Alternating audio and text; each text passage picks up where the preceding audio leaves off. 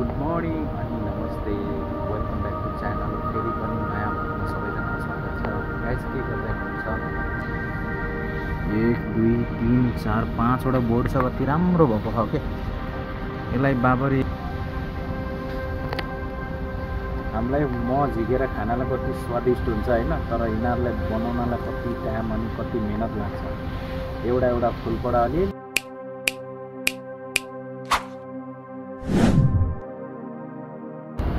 Good morning अनि नमस्ते, welcome back to channel. फेरि पनि नयाँ भ्लगमा सबैजना स्वागत छ। गाइस, के गर्दै हुनुहुन्छ? सन्चै हुनुहुन्छ होला सबैजना। अनि अहिले दुबईमा चाहिँ हल्का मात्रै जाडो छ, त्यति जाडो छैन, पानी परेको छैन। नेपालमा त धेरै नै जाडो होला अहिले होइन, बिहान बेलुका एकदम जाडो हुन्छ गाउँ पाखातिर भनौँ न, गाउँतिर। अहिले चाहिँ टटनपुर घाम लागिरहेछ, हेर्नु त, टटनपुर यस्तो घाम लागिरहेछ यहाँ चाहिँ। अनि म चाहिँ एकछिन के देखाउन लागेको तपाईँहरूलाई, बाबरी फुलको बोर्ड देखाउन जाँदैछु। यहाँ पनि मान्छेहरूले बाबरी फुल लाउँछ नि। यिनीहरूले चाहिँ अरबीमा चाहिँ जाफर भन्छन् यो बाबरीलाई, हामीले चाहिँ बाबरी या तुलसी भन्ने गर्छौँ सनातनमा होइन। कति राम्रो बोर्ड भएको छ कि यहाँ पानी हालेर, सधैँ पानी हालेर सुरक्षित गरेर राखेको हुन्छ। मैले पनि सधैँ पात टिपेर सुन्ने गर्छु। तपाईँहरू पनि हेर्नु है त, कति राम्रो बोर्ड छ। वाउ, हेर्नु त, फुल खेलिरहेको होइन, त्यही माथि भमरा घुमिरहेको छ। 1 2 3 4 5वटा बोर्ड छ। कति राम्रो भएको छ के यसलाई बाबरी निकालेर त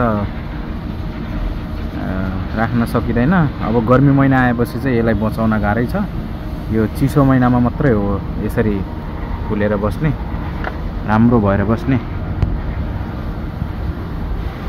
गर्मी महिनामा चाहिँ पोसिबलै छैन। अहिले जाडोमा हेर्नु त, यो घाँसहरू कसरी उम्रिराखेको छ। गर्मी महिनामा चाहिँ यो केही देखिँदैन, पुरै पहेँलै हुन्छ, यो माटो नै पहेँलै हुन्छ, यस्तो हुन्छ। अब 55 डिग्री गर्मीमा अनि कहाँबाट बसोस् यो, गर्मीमा पोसिबल छैन। मजाले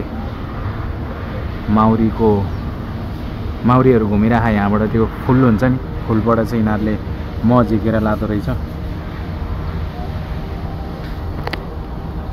हामीलाई झिकेर खानालाई कति स्वादिष्ट हुन्छ होइन, तर यिनीहरूलाई बनाउनलाई कति टाइम अनि कति मेहनत लाग्छ। एउटा फुलपडा अलिअलि झिकेर लगेर त्यहाँ थुपार्छन्। मान्छेहरूले चाहिँ झिकेर गम खाइदिन्छ आफ्नो स्वादको लागि, अरूको घर बिगारिदिन्छ। के गर्ने, यस्तै छ दुनियाँ, यसरी दुनियाँ चलिरहेको छ। अनि यस्तै छ हाम्रो पनि जिन्दगी दुबईमा। कहिलेकाहीँ यसो काम नभएको बेलामा यसो भ्लग बनाउने गर्छु।